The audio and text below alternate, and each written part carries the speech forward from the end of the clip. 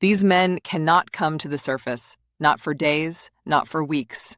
If they try, the gases dissolved in their blood will form bubbles and kill them. They live in a steel chamber the size of a caravan, somewhere on a ship in the middle of the ocean, breathing a gas that makes them sound like cartoon characters. And every single day, they climb into a bell, descend through hundreds of meters of black water, and go to work. Most people have never heard of saturation diving. The ones who do it rarely talk about it. And the infrastructure they maintain, pipelines, wellheads, subsea valves, keeps the energy flowing to billions of people who will never know their names. This is what it actually takes. To understand why saturation diving exists, you need to understand the physics of pressure. As you descend underwater, the pressure increases rapidly, 1 additional atmosphere of pressure for every 10 meters of depth. At 150 meters, you're experiencing pressure 16 times greater than at the surface. At these pressures, breathing ordinary air becomes toxic. Oxygen becomes poisonous. Nitrogen causes narcosis, a dangerous impairment of mental function. The solution is a specially mixed gas, heliox, a blend of helium and oxygen carefully proportioned for the working depth. Helium doesn't narcotize the way nitrogen does, and the oxygen percentage is precisely controlled to prevent toxicity. But even with the right gas mix, the problem of pressure remains.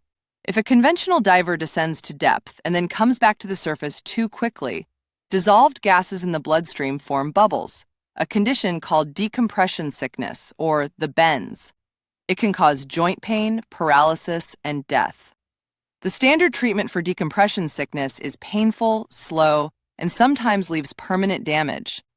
For a diver working at 150 meters, the decompression, the controlled, slow ascent to surface pressure, would take several days.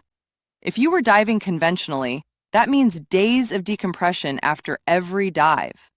At those depths, a conventional diver might only be able to spend an hour or two actually working.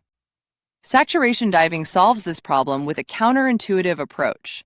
Instead of decompressing after every dive, the diver simply stays at pressure for the entire duration of the job.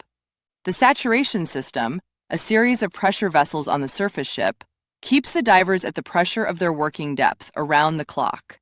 They eat, sleep, exercise, and rest in these chambers at constant pressure.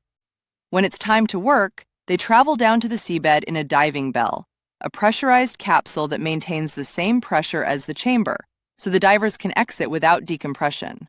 When the job is done, the bell returns them to the ship and they re-enter the living chambers. At the end of the entire campaign, which might last 3 to 4 weeks, they undergo one single controlled decompression over several days. The psychological demands of saturation diving are as significant as the physical ones. You cannot leave the system. You cannot go to the surface. You cannot even open a window. You breathe a gas that makes your voice sound like a cartoon chipmunk, a consequence of helium's low molecular weight. Your food is passed through small, pressure-equalizing locks. You speak to the outside world by intercom. The physical demands are extraordinary. At 150 meters, even in a dry suit, the cold drains heat from the body at a severe rate. The divers breathe hot water-heated suits pumped from the bell, and the diving bells themselves have heating systems, because at those depths and in those temperatures, hypothermia can set in within minutes. Visibility on the seabed can be near zero, with only the divers' helmet-mounted lights cutting through silt stirred up by currents or their own movements. They work by feel as much as sight. They are often connected to the surface only by a thin umbilical carrying breathing gas, communications, and heat. If that umbilical is severed, the diver has only a small emergency bailout gas supply, minutes of gas, before the situation becomes fatal. The work itself is precise engineering in extreme conditions. Saturation divers install and replace subsea valves, repair damaged pipelines, connect tie-in spools, cut and remove old infrastructure, and perform weld inspections that require absolute precision.